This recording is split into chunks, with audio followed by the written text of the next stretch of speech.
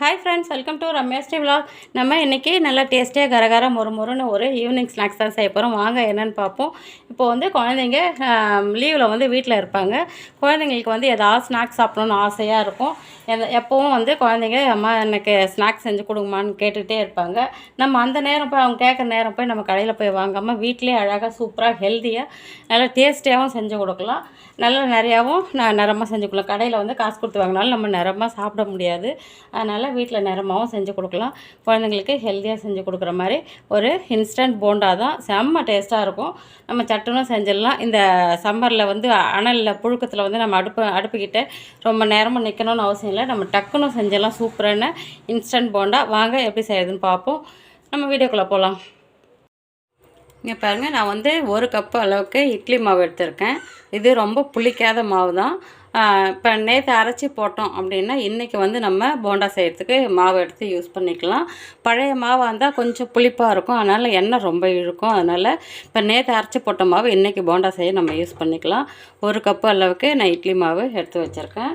அதோடு கூட இங்கே பாருங்கள், ஒரு 1/4 கப்பு அளவுக்கு, இது வந்து 1/4 கப்பு அளவு இந்த கிண்ணம், அதனால் 1/4 கப்பு அளவுக்கு அரிசி மாவு எடுத்திருக்கேன். இது வந்து பச்சரிசி மாவு.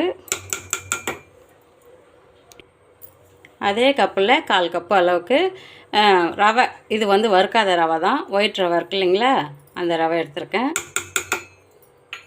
போட்டுட்டு நம்ம தண்ணி ஊற்ற வேணாம். தண்ணியோ தயிரோ எதுவும் ஊற்றணும்னு அவசியம் இல்லை. நமக்கு இட்லி மாவில் நமக்கு ஈரப்பதம் இருக்கும். கலக்கி விட்டு ஒரு 10 நிமிஷம் ஊற வைப்போம். அப்புறம் கெட்டியாக இருந்ததுன்னா வேணால் லைட்டாக நம்ம தண்ணி தெளிச்சிக்கலாம்.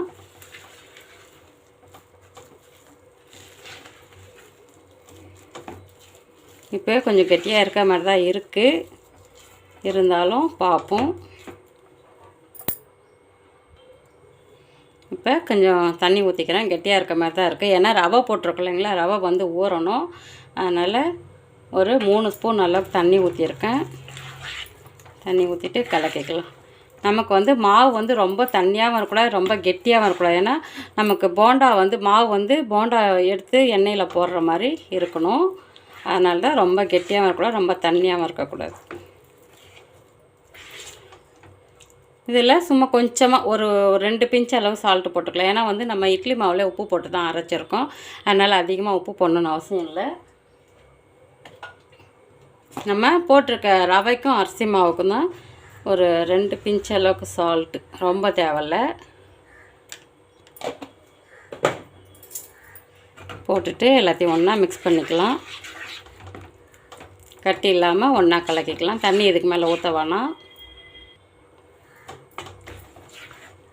கட்டி இல்லாமல் இந்த கட்டிலாம் உடச்சி விட்டு கலக்கிக்கலாம். இந்த ரவை ஊற ஊற நமக்கு கரெக்டான இந்த போண்டா மாவு பதத்துக்கு வந்துடும். மாவு எடுத்து கரெக்டாக அப்படி எண்ணெயில் போடுற மாதிரி கரெக்டாக வந்துடும். பாருங்கள், நான் தண்ணியும் அதிகம் ஊற்றலை, கரெக்டாக இருக்குது.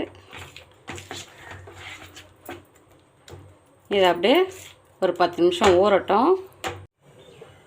பாருங்கள், மாவு நல்லா ஒரு 10 நிமிஷம் ஊற வச்சுட்டேன். இந்த அளவுக்கு ஊறி நல்லா கெட்டியாக இருக்குது பாருங்கள். இந்த அளவுக்கு இருந்தால் போதும். இதை விட இன்னும் கெட்டியாகணும்லாம் அவசியம் இல்லை.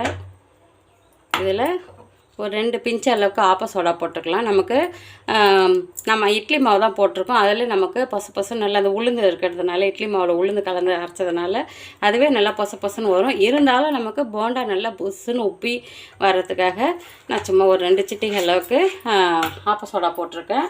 அதில் வந்து இங்கே வந்து பாருங்கள், ஒரே ஒரு வெங்காயம் பொடிசாக கட் பண்ணி வச்சுருக்கேன். நம்ம வந்து போண்டா மாவு எந்த அளவுக்கு எடுக்கிறோமோ அந்த அளவுக்கு வெங்காயம் பச்சை மிளகாலாம் போட்டுக்கலாம். ஒரு வெங்காயம் கட் பண்ணி வச்சுருக்கேன். பொடிசாக கட் பண்ணிக்கணும். கட் பண்ணிவிட்டு பச்சை மிளகாய், இஞ்சி, நான் வந்து ஒரு பச்சை மிளகாய் தான் கட் பண்ணி வச்சுருக்கேன். இஞ்சி அப்படியே துருவி கொஞ்சமாக போட்டுக்கிட்டேன். ஒரு சின்ன பீஸ் இஞ்சி தான்.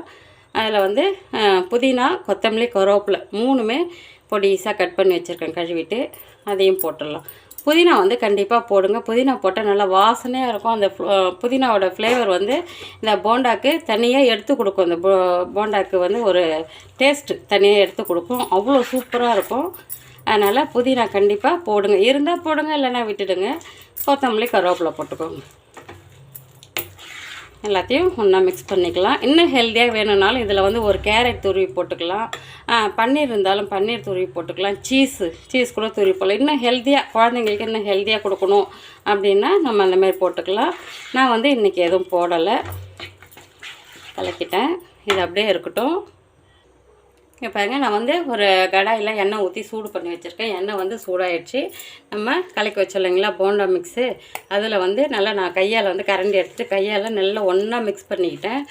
இங்கே பாருங்கள், நமக்கு கரெக்டாக இந்த போண்டா எடுத்து எண்ணெயில் போடுற அளவுக்கு கரெக்டாக இருக்குது. மாவு வந்து கரெக்டாக இருக்குது. இப்போ எண்ணெயும் வந்து சூடாகிருக்கு. எண்ணெய் சூடானதுக்கப்புறம் நான் சுத்தமாக ஸ்டவ் வந்து சிம்மில் வச்சுட்டேன்.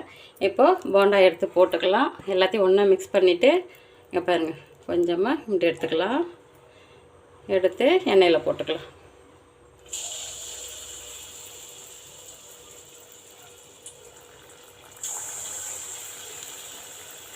கொஞ்சம் சின்ன சைஸாக இருந்தாலும் பரவாயில்ல, இல்லை பெருசாக இருந்தாலும் பரவாயில்ல. பெருசாக இருந்தாலும் கொஞ்சம் வேக வைக்கணும், சின்ன சைஸாக இருந்தாலும் கொஞ்சம் சீக்கிரம் எடுத்துடலாம், தப்பு இல்லை.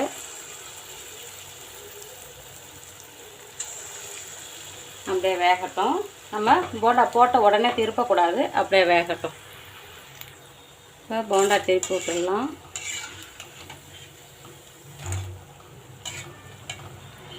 பாருங்கள், சூப்பராக வந்து நமக்கு புஷ்ஷுன்னு போண்டா உப்பி வந்திருக்கு.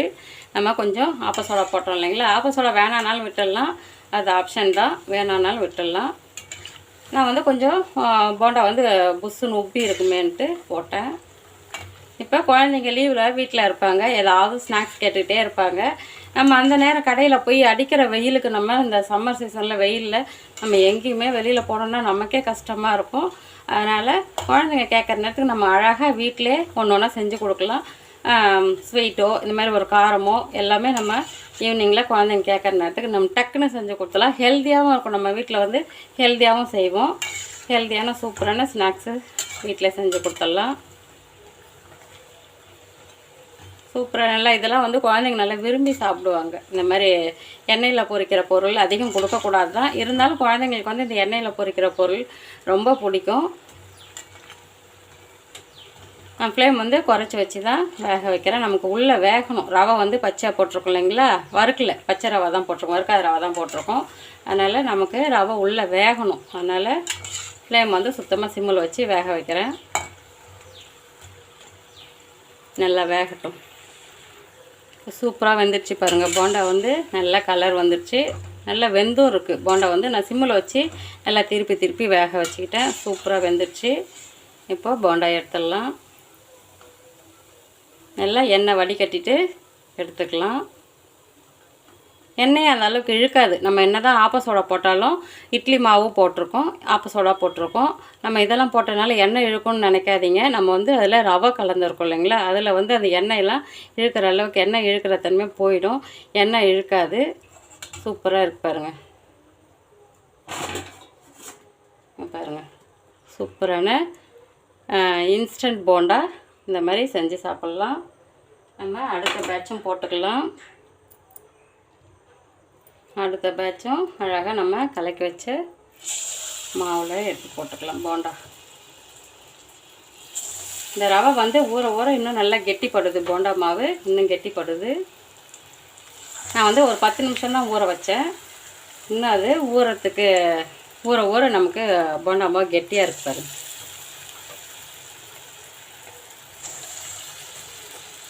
நல்லா டேஸ்ட்டாக இருக்கும். சாப்பிட்றதுக்கு சூப்பராக செம்ம டேஸ்ட்டாக இருக்கும். நல்லா மேலே மொறுமொறுன்னு உள்ளே நல்லா சாஃப்டாக இருக்கும். இந்த மாதிரி அடுத்த பேட்சும் போட்டு எல்லா போண்டா ரெடி பண்ணிவிட்டு அப்புறம் பார்க்கலாம்.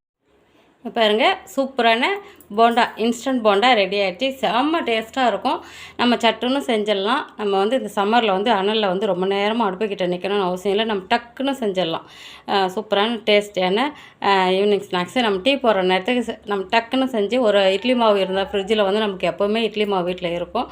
சும்மா ஒரு கப்பு மாவு இருந்தால் போதும். சூப்பரான ஈவினிங் ஸ்நாக்ஸு குழந்தைங்களுக்கு செஞ்சு கொடுத்துலாம். குழந்தைங்க இப்போ லீவில் வீட்டில் இருக்கிறப்போ நிறைய ஸ்நாக்ஸ் கேட்பாங்க. நம்ம அழகாக ஒன்று வீட்டிலே அழகாக சூப்பராக செஞ்சு கொடுத்துடலாம். இந்த மாதிரி செஞ்சு குழந்தைங்களுக்கு கொடுக்க செம்ம டேஸ்ட்டாக இருக்கும். மேலே வந்து நல்லா மொறுன்னு, உள்ளே நல்லா சாஃப்டாகவும் இருக்கும். பாருங்கள், நான் உங்களுக்கு பிச்சு காட்டுறேன். மேலே வந்து பாருங்கள் மொறுன்னு இருக்கா, உள்ளே வந்து நல்லா சாஃப்டாக இருக்கும். பாருங்கள் எப்படி இருக்குது பாருங்கள். அந்த புதினா ஃப்ளேவர் சூப்பராக நல்லா கமகமன்னு வாசனை நல்லா வருது. சூப்பராக செம்ம டேஸ்ட்டாக இருக்கும். நல்லா சாஃப்டாக எப்படி இருக்குது பாருங்கள், நல்லா சாஃப்டாக. நம்ம கொஞ்சம் ஒரு சிட்டிகை ஆப்ப சோடாவும் போட்டிருக்கோம். நம்ம இட்லி மாவும் போட்டதுனால செம்ம சூப்பராக நல்லா சாஃப்டாக இருக்கும். எப்படி இருக்குது பாருங்கள் போண்டா. நான் சாப்பிட்டு காட்டுறேன். செம்ம சூப்பருங்க, செம்ம சூப்பர். அந்த புதினா வாசனை, புதினாவோட ஃப்ளேவர் வந்து அவ்வளோ சூப்பராக இருக்குது. போண்டா நல்லா மொறு மொறுன்னு மேலே வந்து மொறு மொறுன்னு இருக்குது, உள்ளே நல்லா சாஃப்டாக இருக்குது. அப்படி ஒரு டேஸ்ட்டு அல்டிமேட்டாக இருக்குது. அந்த மாதிரி செஞ்சு குழந்தைங்களுக்கு கொடுங்க, நீங்களும் சாப்பிட்டு என்ஜாய் பண்ணுங்கள். இந்த வீடியோ உங்களுக்கு பிடிச்சிருந்தா லைக் பண்ணுங்கள், ஷேர் பண்ணுங்கள், சப்ஸ்கிரைப் பண்ணுங்கள். வீடியோ பிடிக்கலனாலும் ஒரு லைக் பண்ணுங்கள், தப்பு இல்லை. அப்போ தான் நீங்கள் என் வீடியோக்கு வந்து நீங்கள் லைக் பண்ணுங்கள், ஒரு சப்ஸ்கிரைப் பண்ணுங்கள். அப்போ தான் வந்து எனக்கும் வந்து வீடியோ பார்த்துக்கு ஒரு மோட்டிவேஷனாக இருக்கும். வீடியோ பிடிக்கலனாலும் லைக் பண்ணுங்கள், ஒரு சப்ஸ்கிரைப் பண்ணுங்கள். வீடியோ வந்து முடிஞ்ச வரை ஸ்கிப் பண்ணாமல் பாருங்கள். இதை நான் ஃபஸ்ட்லேயே சொல்லியிருக்கோம், மறந்துட்டேன். லாஸ்ட்டில் சொல்கிறேன். வீடியோ வந்து ஸ்கிப் பண்ணாமல் பாருங்கள். தேங்க்யூ.